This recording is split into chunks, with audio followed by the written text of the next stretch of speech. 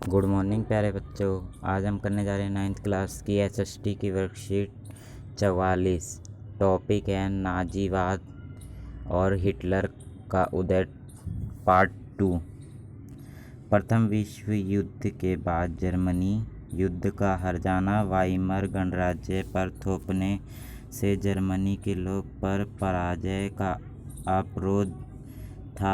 राष्ट्रीय अपमान के साथ हर्जाना चुकाने की वजह से आर्थिक स्तर पर भी वह अपंग हो चुके थे। वाइमर गणराज्य के हिमायतियों को नंबर के अपधारी कहकर उनका खुलेआम मजाक उड़ाया गया।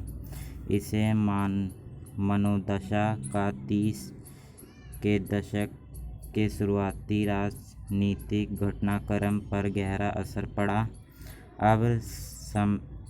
अब समाज के सिपाही को आम नागरिकों के मुकाबले ज़्यादा सम्मान दिया जाने लगा। राजनेता और प्रचारक इस बात पर जोर देने लगे कि पुरुष को आक्रामक, ताकतवर और मर्दाना गुणों वाले होने चाहिए। सार्वजनिक जीवन में आक्रामक फौजी प्रचार और राष्ट्रीय सम्मान व प्रतिष्ठा के सामने बाकी सारी चीज़ें कम महत्व हो गईं। इसमें यह बताया गया है कि एक बार जर्मनी में प्रथम युद्ध हुआ था, पहला युद्ध जर्मनी का। जर्मनी उसमें हार गई थी और जर्मनी को कई युद्ध के उस पहले युद्ध में कई जैसे लोगों का हर्जाना भरना पड़ा था, जो उनकी बहुत बर्बादी हुई थी उस युद्ध में। इसमें ये बताया गया उस युद्ध में ज़्यादा लोग नहीं थे उसमें, तो इसलिए इसमें बताया गया है कि पुरुषों को ताकतवर और मर्दाना गुणों वाले साबित होने चाहिए। तो वो पुरुष जो थे जर्मनी के, उनको वो ताकतवर साबित करना चाहते थे, क्योंकि जर्मनी को बहुत नुकसान हुआ था वाइमर गणराज्य से उनके युद्ध में। अब आते हैं दूसरे टॉपिक पर, नए राजनीतिक विचारों का उदय। जर्मनी में भी रूसी क्रांति से प्रेरित होकर सभी सारे शहर के मजदूर और नाविकों की सुविधाएं बनाई गई। समाजवादियों, डेमोक्रेट्स और कैथोलिक गुटों ने वाइमर के राजनीतिक परिवर्तन के लिए प्रयास किया। स्पार्टकिटो ने जर्मनी के कम्युनिस्ट पार्टी की नींव डाली। इसके बाद कम्युनिस्ट और समाजवादियों एक दूसरे से कट्टर दुश्मन हो गए और हिटलर के खिलाफ भी कभी कभी साझा मार्ग नहीं खोल सके। क्रांतिकारी और उग्र राष्ट्रवादियों दोनों ही खेमे रैडिकल समाधानों के लिए आवाज़ उठाने लगे। इसमें यही है बस। इसमें राजनीतिक बताई गई है, नई राजनीतिक बनी, उससे कैसे लोग प्रेरित हुए, कम्युनिस्ट पार्टी कैसे बनी, उसकी नींव किसने डाली, क्रांतिकारी कैसे आए देश में, ये सब बताया गया है। अब आते हैं तीसरे पॉइंट पर, आर्थिक संकट। जर्मनी ने पहला विश्व युद्ध मोटे तौर पर कर्जा लेकर लड़ा था और युद्ध के बाद तो उसे स्वर्ण मुद्रा में हर्जाना भी भरना पड़ा। इस दौरान बूझ ने जर्मनी के स्वर्ण भंडार लगभग समाप्त होने की स्थिति में पहुंचा गए थे। आखिरकार 1923 में जर्मनी ने कर्ज और हर्जाना चुकाने से इनकार कर दिया। जर्मन सरकार ने इतने बड़े पैमाने पर मुद्रा छाप दी कि उसे मुद्रा मार्क का मूल्य तेजी से गिरने लगा। दिसंबर 1923 तक $1 में खरबों मार्क मिलियन लगे।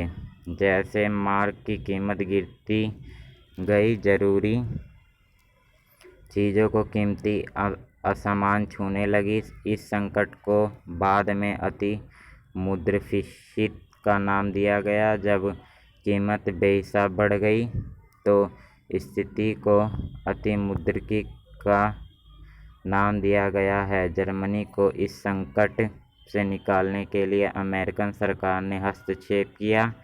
इसके लिए अमेरिकन ने डावस योजना बनाई, जो योजना में जर्मनी के आर्थिक संकट को दूर करने के लिए हर्जानों की शर्तें को दोबारा तय किया गया। जर्मनी ने आर्थिक सुधार अमेरिका से लिए गए कर्जों पर आश्रित था। जब 1929 में अमेरिका में वॉल स्ट्रीट एक्सचेंजर शेयर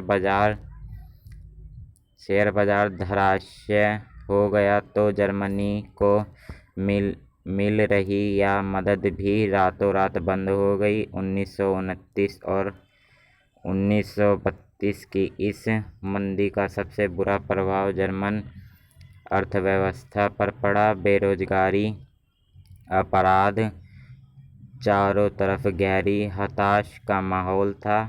लोकतांत्रिक संसदीय व्यवस्था में लोगों का विश्वास खत्म हो गया, क्योंकि वह उनके लिए कोई समाधान नहीं खोज पा रही थी।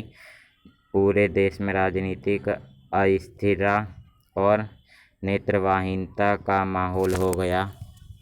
इसमें जर्मनी को हर्जाना भरना पड़ा था, तो हर्जाना अपने ऊपर ले लिया था अमेरिका ने भरने की ठान ली थी कि इनका हर्जाना बढ़ेंगे। तो अमेरिका में कुछ ऐसा हुआ कि जिससे जर्मन को जो सहायता मिल रही थी अमेरिका से, वो रातों रात में बंद हो गई।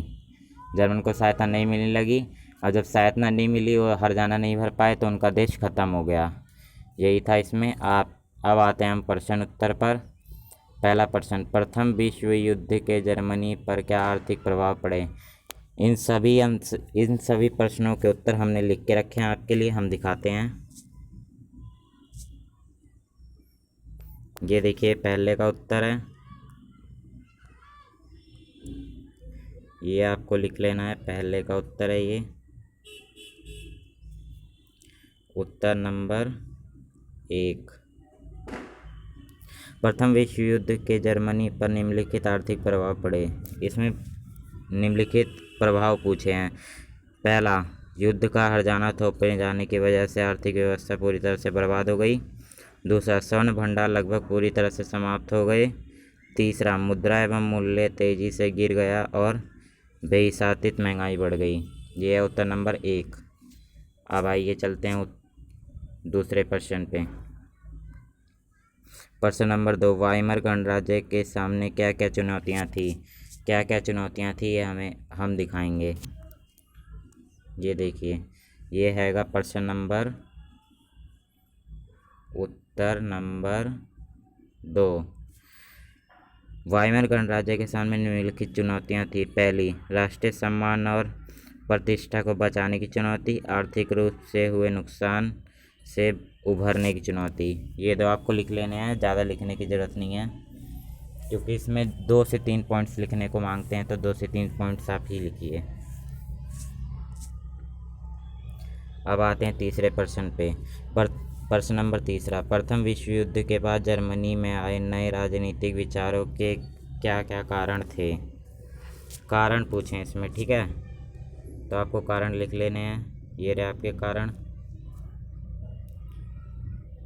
ये आएगा उत्तर नंबर 3।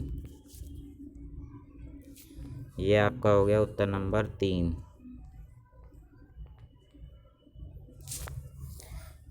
प्रथम विश्व युद्ध के बाद जर्मनी में आए नए राजनीतिक विचारों के कारण। पहला, वार्षिक की अपमानजनक संधि। दूसरा, राष्ट्रीय सम्मान और प्रतिष्ठा को खो जाना।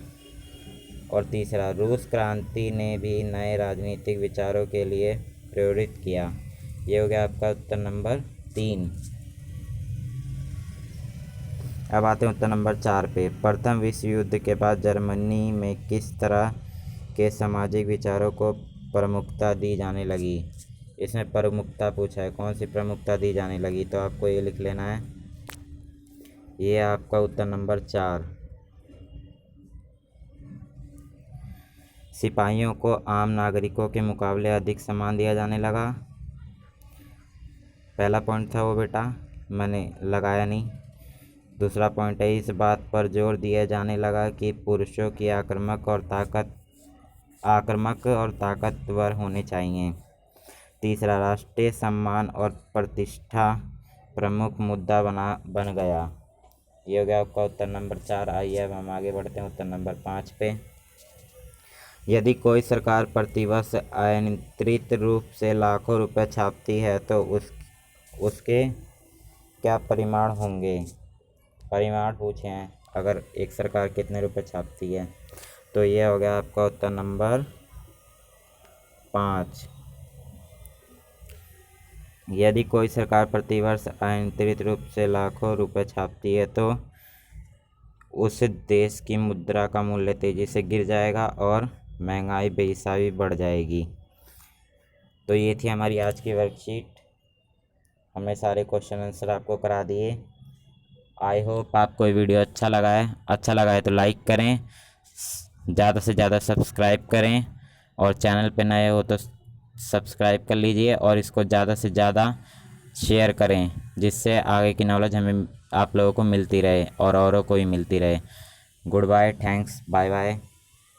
हमारे चैनल को सब्सक्राइब करें।